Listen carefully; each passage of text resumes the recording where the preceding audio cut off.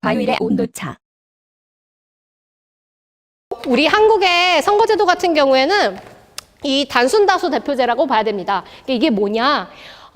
보통 우리 선거 전에 지역구 획정위원회에서 지역구들을 이렇게 쪼개죠.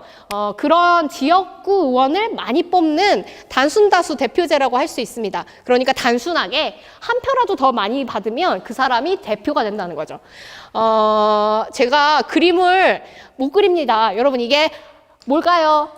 이게 한국입니다. 근데 한국을 그리면 안 되겠네. 남한만 그려야겠네. 네, 남한. 네, 38선 이렇게 지나가고 우리 단순다수 대표제 안에서는 지역구를 계속 쪼갭니다. 계속 쪼개는 거예요. 제가 마포구 망원동에 사는데요. 저희 망원동도 망원 1동, 망원 2동 이렇게 선거구를 둘로 쪼갭니다. 그럼 여기에서 어떤 일이 벌어지냐? 제가 예시를 좀 가져왔어요.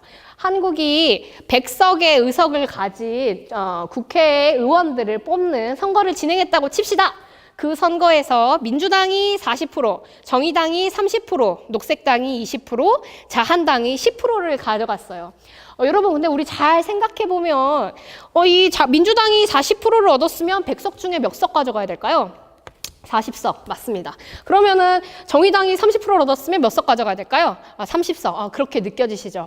근데 한국의 선거제도는 전혀 이것이 아니었습니다. 아까 말씀해 주신 그 선거제도는 전면적 비례대표제입니다. 뭐냐? 비례해서 표를 받은 만큼 의석수를 가져가는 거예요. 근데 한국은 이것과 정반대의 투표제도를 갖고 있습니다. 이렇게 지역구를 계속 쪼개 놓잖아요. 여기서 1등한 사람을 대표 의원으로 뽑는 거예요. 근데 여러분, 그냥 거칠게 한 지역의 선거 결과가 전체 결과와 비슷하다고 한번 상정을 해봅시다. 그러면은 지금 예를 들어 마포구 망원동에 뽑히는 의원이 어떤 정당의 의원이겠습니까? 민주당 의원일 수밖에 없죠. 그럼 여기 민주당이 이겨요. 그럼 다른 곳에서는 어떻게 했어요? 다른 것도 비슷해요? 그럼 여기 민주당이 이길 수밖에 없어요. 그럼 또 다른 곳에서 또 민주당이 이길 수밖에 없어요. 어떤 지역은 좀 독특해서 자유한국당 의원이 많이 나왔습니다. 조금 한 표 더 많이 나왔어요. 그럼 여긴 자유한국당. 그래서 여러분 40%를 얻어도 의석을 더 많이 가져갈 수 있는 것이 심지어 어떨 때는 90%도 가져갈 수 있는 것이 바로 이 단순다수 대표제입니다. 그래서 이번 지방선거에서요, 민주당은 50%의 득표를 얻었는데도 불구하고 의석수는 92%나 가져갔습니다. 42%의 표가 증발된 거예요. 이 선거제도가 50년대에 한국에서 만들어졌는데 누가 만들었는지 참 똑똑합니다. 시민들이 아무리 잘 투표해도 결과적으로 어떤 한 정당만 과반을 더 많이 독점할 수밖에 없게끔 선거제도를 만들었어요. 그래서 지금 정계특위에서 여러 가지 안들을 내고 있는데요. 그 중에 하나가 연동형 비례대표제입니다. 아까 장하나 의원님이나 혹은 이준석 의원님이 오셔서 그랬죠. 지역구 관리를 해야 된다고. 그래서 막 지역구 주민들한테 인사하고 그래야 된다고 하지 않으셨습니까? 그 이유가 뭐냐면 이 안에서 이기기 위해서 그렇습니다. 그런데 만약에 전면적 비례대표제나 연동형 비례대표제로 가게 된다면 의원들이 자기 지역구 관리하는 게 아니라 진짜 필요한 정책들, 그 다음에 진짜 사회의 소수자들이나 다양한 사람들을 위해서 일할 수 있겠죠. 그 지역구 체육대회 가고 막 유치원 무슨 행사 가고 이러는 것보다 정책을 잘 만드는 것이 시민들에게 표를 받을 확률이 높으니까요. 근데 아무튼 연동형 비례대표제 같은 경우에는 아주 굉장히 독특한 계산법을 갖고 있습니다. 여러분 예를 들어서 민주당이 비례 득표율로 40%를 얻으면 의석수를 몇 개를 가져가야 될까요? 전면적 비례대표제가 똑같이 40석을 가져갈 수 있어요. 근데 민주당이 지역구에서 40석이나 얻었습니다. 그러면 민주당은 비례에서 0석만 가져가게 됩니다. 정의당은 어떨까요? 정의당이 비례에서 30%를 얻었어요. 그런데 지역구에선 10석 얻었습니다. 최종 득표는 30석을 얻어야 하죠.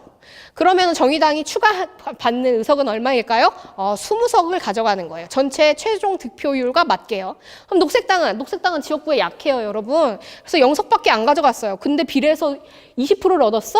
그러면 20석을 가져갈 수 있도록 할당해 주는 것이 바로 이 비례대표제입니다. 그러니까 지역구 혹은 비례대표 이 율에 따라서 연동해서 계산하기 때문에 연동형 비례대표제라고 하는 것이죠. 만약에 이렇게 된다면 더 많은 시민들, 그리고 소수라고 할지라도 10%, 20%, 30%의 소수라고 할지라도 그들을 대변하는 정치인들이 국회로 들어가서 우리 정치에 좀 더 활력을 그리고 변화를 가져올 것으로 기대하고 있습니다.